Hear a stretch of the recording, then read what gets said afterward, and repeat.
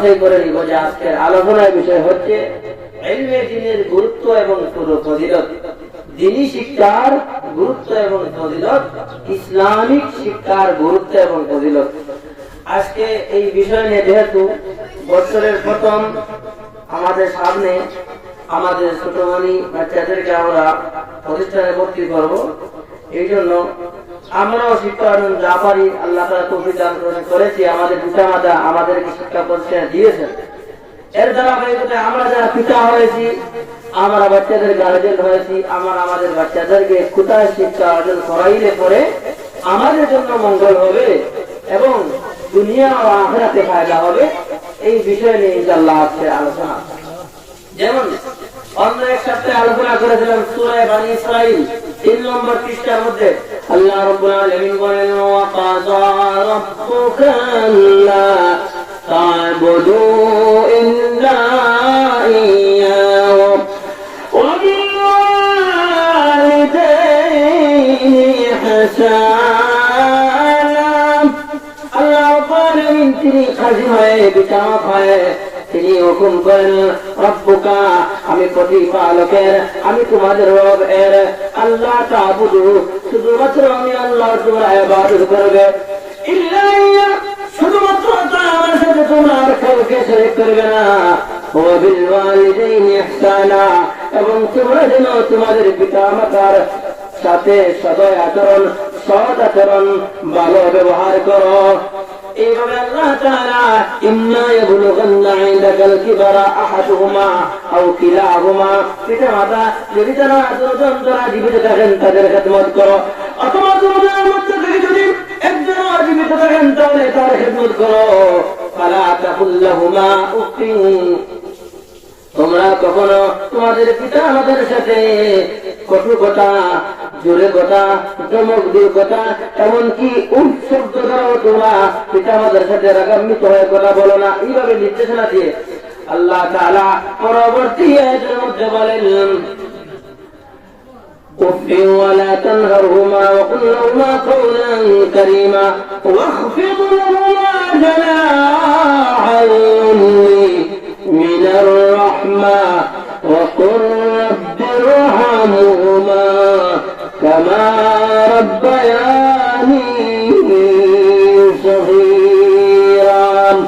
বাচ্চারা তোমরা যেন তোমাদের পিতামাতার জন্য বলো রব্বির রহমহুমা, হে আমার প্রতিপালক, আমরা যখন ছোটবেলায় ছোট্ট ছিলাম মায়ের গর্ভে তুমি আমাদেরকে যেভাবে লালন পালন করেছো, আমাদের পিতা মাতার কাছে মায়ের খুঁড়ে পিতার উপার্জিত অর্জনের টাকার মাধ্যমে, তার কামাইয়ের টাকার মাধ্যমে যেভাবে আল্লাহ তুমি আমাদেরকে ছোটবেলা লালন পালন করেছো, কামা রাব্বায়ানি সগীরা।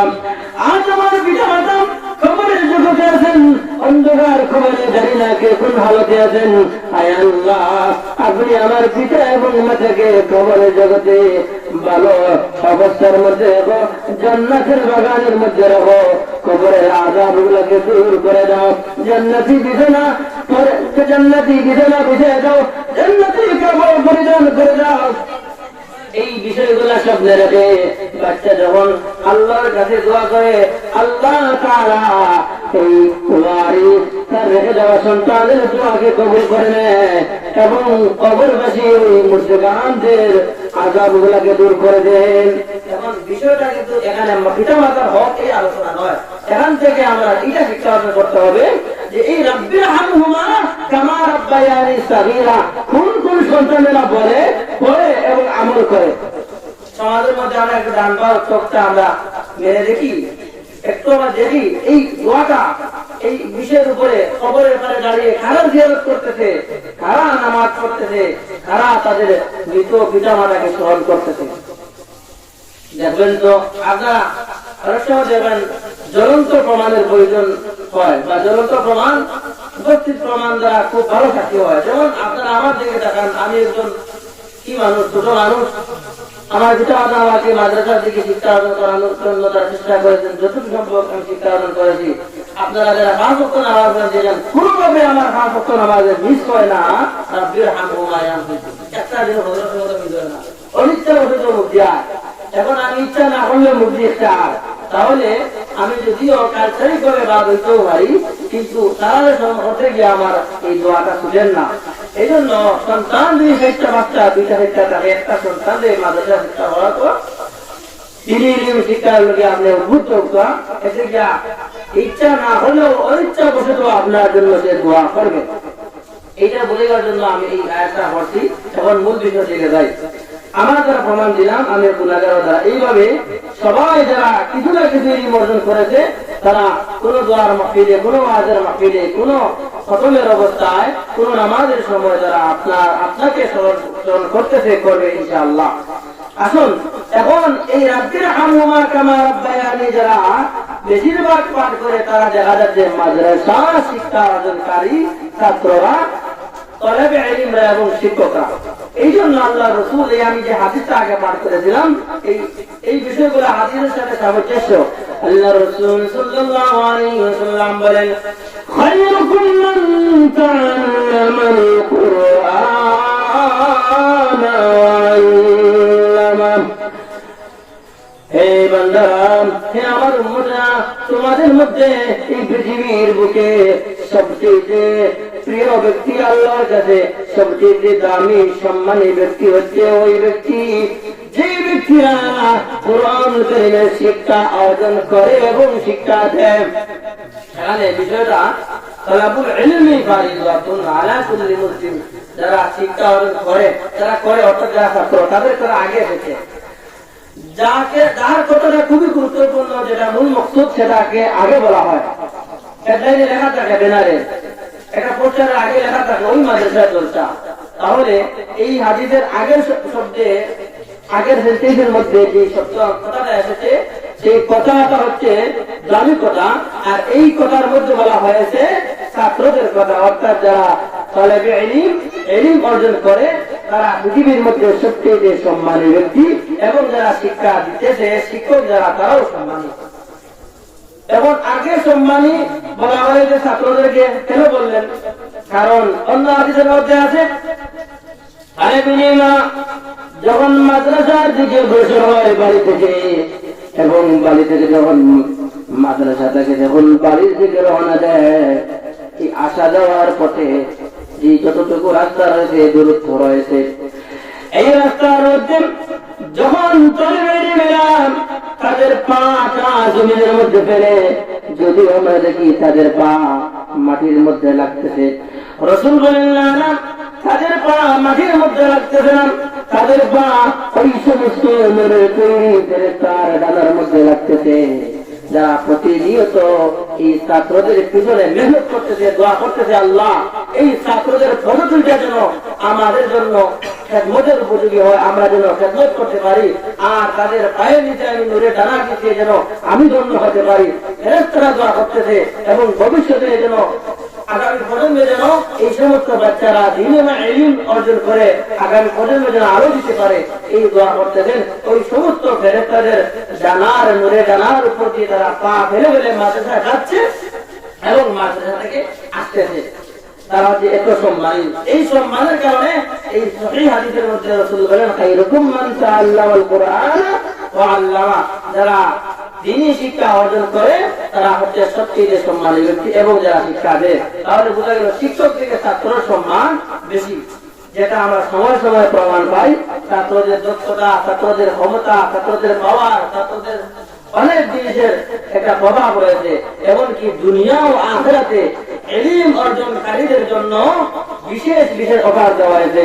আল্লাহ রাসূল সাল্লাল্লাহু আলাইহি ওয়াসাল্লাম অন্য হাদিসের মধ্যে বলেন, যারা নাকি এই পৃথিবীর বুকে ইলম অর্জন করার উদ্দেশ্যে বের হওয়ার পরে যারা নাকি ইন্তেকাল করবে, অর্থাৎ ইলম অর্জন করা অবস্থায়, মাদ্রাসায় থাকা অবস্থায়, যিনি শিক্ষা প্রতিষ্ঠানে থাকা অবস্থায় যদি বুখারী শরীফ, তিরমিজি শরীফ, আবু দাউদ শরীফ ইবনে মাজাহ শরীফ এই সমস্ত হাদিসের কিতাবগুলো অন্বেষণ করতে গিয়ে কোরআনের তাফসীর পড়তে গিয়ে যিনি শিক্ষা অর্জন করতে গিয়ে যদি মাদ্রাসার মধ্যে অথবা রাস্তার মধ্যে কোন অবস্থায় যদি ছাত্র অবস্থায় ইন্তেকাল করে, ওই ছাত্র যে ইন্তেকাল করেছে ওই ইন্তেকাল করনেওয়ালা বান্দা অথবা বান্দি তার দরওয়াজা হবে শহীদের দরওয়াজা। অর্থাৎ সে আমাদের মতো যদি স্বাভাবিক বেমারে অথবা অ্যাক্সিডেন্টে অথবা কোনো কারণবশত মারা গিয়েছে, কিন্তু আমাদের মতো স্বাভাবিক তার মরণ হয় নাই, তার মরণ হয়েছে শহীদের মতো। শহীদের মর্যাদা কি? শহীদ যখন ইন্তেকাল করে, শহীদ যদিও আমরা দেখি ইন্তেকাল করেছে নাপাক রক্ত গুলা শরীর থেকে মনে হয় বের হচ্ছে, কিন্তু না, তার রক্তটা তখন পাক, তার রক্ত যেই জমিনের মধ্যে লাগে ওই রক্তটা জন্য হয়ে যায়। আর জন্য গোসলের প্রয়োজন হয় না। যেমন হযরতে সাহাবা হযরতে সাদ রাদিয়াল্লাহু তাআলা আনহুর ঘটনা আমরা জানি। বাসর রাতের অবস্থায় যখন স্ত্রী সঙ্গম হয়েছে না, এমন অবস্থায় জিহাদের জিহাদের ডাক গেছিল, এমন অবস্থায় গোসল করবেন, কিন্তু গোসল না করে নবীজি দেখে হাইয়া আলাল জিহাদ, হাইয়া আলাল জিহাদ, জিহাদের দিকে এসো। আমরা শুনি হাইয়া আলাস সালাহ, হাইয়া আলাস সালাহ, নামাজের দিকে এসো, নামাজের দিকে এসো। নামাজ আসলে তো রক্তপাত হয় না, নামাজ আসলে তো মাইদান হয় না, হিংসা ফসাদ হয় না, নামাজ আসলে তো শারীরিক কোনো ক্ষতি হয় না, বরঞ্চ শরীরের ফায়দা হয়, শারীরিক ব্যায়াম হয়। তো ফায়দা বুঝে আমরা হাইয়া আলাস সালাহর দিকে আমরা অগ্রসর হই না। কিন্তু হাইয়া আলাল জিহাদের ডাক এসেছে, জিহাদের দিকে এসো, জিহাদের দিকে এসো, জিহাদের দিকে এসো। এই ডাক শোনার পরে তিনি গোসল করার সময় টুকুলেন নাই, নাপাক অবস্থায় তিনি ইন্তেকাল করলেন। তিনি জিহাদের ময়দানে ইন্তেকাল করলেন। এমন অবস্থায় ওনাকে গোসল দেওয়ার কথা বললে রাসূল বলেন না, তার গোসলের প্রয়োজন নাই। আমার সাহাবীকে জান্নাতের ফেরেশতারা জান্নাতি পানি নিয়েছে, তাকে গোসল করিয়ে দিয়েছে। আমার সাহাবীর কোনো গোসলের প্রয়োজন নাই। একজন শহীদের ফজিলত বললাম, শহীদের এত বেশি ফজিলত যদি নাপাক কেউ থাকে তাহলে সে পাক ধরে নিতে হবে, কারণ তাকে জান্নাতি পানি দ্বারা গোসল করানো হবে, কারণ দিনের স্বার্থে, দিন ইসলামের স্বার্থে সে শহীদ হয়েছে। ঠিক তেমনি এই যে বললাম এত শহীদের অনেক মর্যাদা রয়েছে। এই শহীদরা যে সমস্ত মর্যাদার তারা উপযোগী বা মর্যাদা লাভবানকারী, সেই সমস্ত মর্যাদা একজন তালেবে ইলম অর্জন করবে যদি সে ইলম তালাশ করার অবস্থায়, ছাত্র অবস্থায় মারা যায়। এখন আসুন সেই ইলম, সেটা কোন ইলম? সেই ইলম সুশিক্ষা হতে পারে, কুশিক্ষা হতে পারে। পিস্তল ব্যবহার করার একটা শিক্ষা, সেই শিক্ষা তো সুশিক্ষা হতে পারে না, সেটা হলো কুশিক্ষা। আর কলম ব্যবহার করা সেটাও শিক্ষা, সেটা হচ্ছে কুশিক্ষা নয়, সেটা সুশিক্ষা। আমরা জেনারেল ভাবে, সাধারণ ভাবে যেটা দেখি। এখন আসুন সেটা হকিকি ভাবে, গোপনীয়তা ভাবে, অভ্যন্তরীণ ভাবে কোন ইলমটা আল্লাহর কাছে গ্রহণযোগ্য?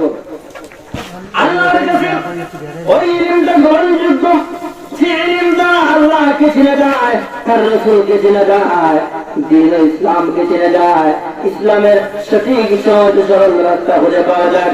এই রাস্তা ইহদিনাস সিরাতাল মুস্তাকিম।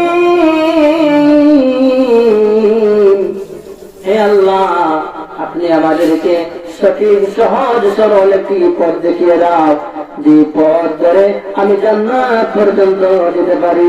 সিরাতাল্লাযীনা আন'আমতা আলাইহিম, যাদের উপরে নাকি নিয়ামত বর্ষিত হয়েছে তাদের দলভুক্ত বানাও। গায়রিল মাগদুবি আলাইহিম, যারা নাকি গজবপ্রাপ্ত হয়েছে, কারণ এই সমস্ত আবু জাহেল, উতবা, সাইবা, ফিরআউন তাদের দলভুক্ত আল্লাহ তুমি আমাদেরকে বানায় না। ওয়ালাদ-দাল্লিন, আমাদেরকে পথভ্রষ্ট গুমরা বানায় না। এগুলো আমরা দোয়া করি কিনা নামাজের মধ্যে? প্রতিনিয়ত নামাজে আমরা সারা করে চারবার। এখানের মধ্যে বিশেষ ইম্পর্টেন্ট আয়াত হচ্ছে ইহদিনাস সিরাতাল মুস্তাকিম, আমাদেরকে সঠিক সহজ সরল পথে চালাও। এখন সঠিক সহজ সোজা রাস্তা সেটা কোনটা? সেটা হলো যেই রাস্তা দ্বারা জান্নাতের মধ্যে যেতে পারি। এই রাস্তায় চলতে গেলে কিন্তু শিক্ষার প্রয়োজন। যেভাবে আপনি গাড়ি চালাতে গেলে গাড়ির ড্রাইভিং শেখা প্রয়োজন, একজন উস্তাদের প্রয়োজন, যে কোনো কাজের ক্ষেত্রে কোন উস্তাদের প্রয়োজন। ঠিক তেমনি জান্নাতে যেতে গেলেও কিছু উস্তাদের প্রয়োজন, মক্তবের উস্তাদের প্রয়োজন, মাদ্রাসার উস্তাদের প্রয়োজন, সমাজের আঙ্গিনার আপনার প্রতিবেশী, আপনার দেশের, আপনার কোন অঞ্চলের পীর সাহেবের প্রয়োজন। আপনি যদি জান্নাতে যেতে হয় তার হাতে বায়াত হওয়ার প্রয়োজন, কোরআন এবং সুন্নাহর ইলম শিক্ষা অর্জন করার প্রয়োজন। কারণ যদি ইলম অর্জন না করেন তাহলে আপনি আমল ছাড়া আলিম, এটা আমাদের ছিল কল্যাণ গ্রাম্য ভাষায় হয় না, ইলম ছাড়া আমল করলে অনেক সময় আমলটা দেখবা আপনি খুব মনোযোগ সহকারে খুব একই করে আমল করেন, কিন্তু আমল কবুল হন না। কবুল হয় না কেন? নামাজ পড়ে একটা আমল পড়ে পড়ে কেন হবো না? কারণ সঠিক পন্থায় হন না। যেভাবে বাম সাইডে বাংলাদেশের গাড়ি চালাইতে আপনি সাইডে গাড়ি চাইছে তখন এটা চালানি হওয়ার, কিন্তু যখন সামনে গিয়ে দূর হাইবা তখন দুর্বাহিরা আমার রং এর আগে তো চালানি কিন্তু কিন্তু যখন আপনি বুঝ খাইবা তখন আপনার বুঝে এটা আমার রঙ। ঠিক তেমনি আমল যে কোনো ভাবে করতেও পারবা, কিন্তু যখন এটা সঠিক মাস আলাদা জানবা, এটা শিক্ষা করবা, ভুলবা কোনো হুজুরের কাছ থেকে, তখন হইবা এটা আমার পছন্দ জীবন না। যেমন এই প্রায় সময় কই সূর্য উদয়ের পরে নামাজটা পড়ে জানি সূর্য উদয় সূর্যটা খাইয়ানি আর খাইও বোঝা যায়, কিন্তু তিনি এখন ডিজিটাল জমানায় ডিজিটাল পদ্ধতি ঘড়ির মধ্যে দেওয়া আছে সূর্যোদয় লেখিয়া বলে দেওয়া আছে 6:33 আজকে বলে।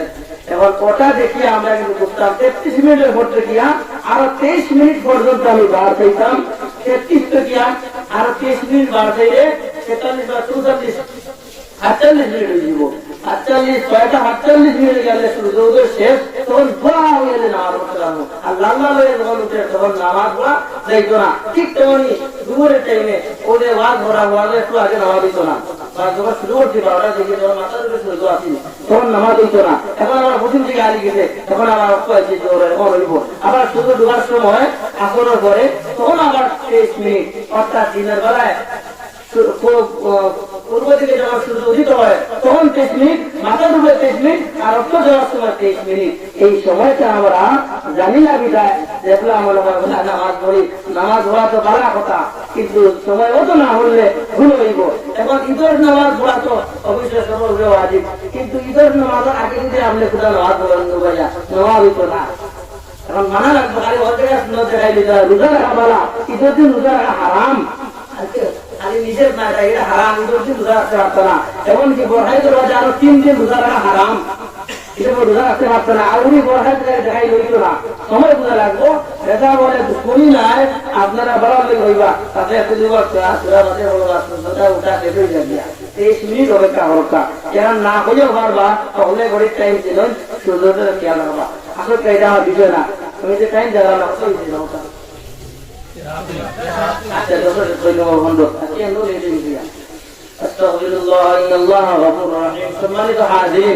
আজকে আলোচনার বিষয় হচ্ছে ইলমের দিনের গুরুত্ব এবং ফজিলত। এই বিষয় নিয়ে আল্লাহ রাসূল অন্য হাদিসের মধ্যে আরো গুরুত্ব দিতে গিয়ে এটা ফজিলত হয়েছে, এবং গুরুত্ব দিতে গিয়ে আল্লাহ রাসূল বলেন তালাবুল ইলমি ফরিদাতুন আলা কুল্লি মুসলিম, দিনের ইলম তলব করা প্রতিটা মুসলমান এবং নারীর জন্য ফরজ। এখন দিনের ইলম তলব করা ডাইরেক্ট ফরজ মানে অবশ্যই কর্তব্য, ওয়াজিব যেটা আবশ্যক, আর ফরজ অবশ্যই কর্তব্য, অবশ্যই করতেও হইব, এটার নাম হলো ফরজ। এখন এখানে ফরিদাতুন আলা কুল্লি মুসলিম, দিনের ইলম তলব করা ফরজ হয়ে গেল, এবার হলেই হইব। এবার বলবো আমি তো লাগে মেসা বইছি না, ইমাম সাহেব বইছি না, এম শিখলাম কিনা, আমি বললাম আপনি শিখি দিন ওদের বক্তব্য দেখুন এটাই করুন, হুজুর বড় 4টা, হুজুর বড় 3টা, তাইমুর বড় 3টা, নামাজ পড়ে অক্ত 5 অক্ত, নামাজ পড়ে কোন অক্ত হয় রাখা, জানালার নামাজ কিলা বলেন, কিলা খাবার দাবার করেন, এবং কোরআন হাদিস এগুলা পড়া খরচ নাই। কোরআন শরীফ অতটুকু পড়া খরচ, অতটুকু নামাজও আছে পড়া খরচ। যেমন নামাজে কমপক্ষে লম্বা একটা আয়াত অথবা বাকি 3টা আয়াত, সূরা ইন্না আতাইনা কাউসার, যেটা এই কাউসার ইন্না আতাইনার মতো বাকি বাড়ি 3টা আয়াত অথবা লম্বা একটা আয়াত এখানে আছে। এইভাবে এই পরিমাণ 2 রাকাতে ফরজ, 2 রাকাতে এই এত পরিমাণ তেলাওয়াত করা, 4 রাকাতে সুন্নাত এত বেশি, অর্থাৎ কমপক্ষে 4টা সূরা, সূরা ফাতিহা 7টা সূরা, এতটুকু বলে দিলে সহজ জিনিস যেগুলো যেমন চাপাতি বা কুলিয়া পর্যন্ত শিখে দিলে ও তলাবুল নবী সুরা পর্যন্ত হয়ে গেছে মাসালা যতটুকু দরকার ততটুকু দিলে তলাবুল ইলম হয়ে গেছে এবং আপনার আগুন টাগুন চলতে গিয়া হজ যাকাত নামাজ কুরবানি এই যে ফরজ যে বিধানগুলো টুকটাক যেগুলো আমরা সবও জানি কিন্তু আপনারা ঘরে লাগে যাই সমস্ত বলে শিখানি হয় ও অটল লোকের তলাবুল ইলমি ফারিদাতুন আলা কুল্লি মুসলিম অতটুকু অর্জন করা সব লোকে ফরজ না জানলে আপনি ওদের প্রকৃত মুসলমান না এখন আমরা খালি সিনে দিয়ে হলে কিন্তু সিনে আমার মধ্যে পারে না কথা শেষ করে দিয়ে ইনশাআল্লাহ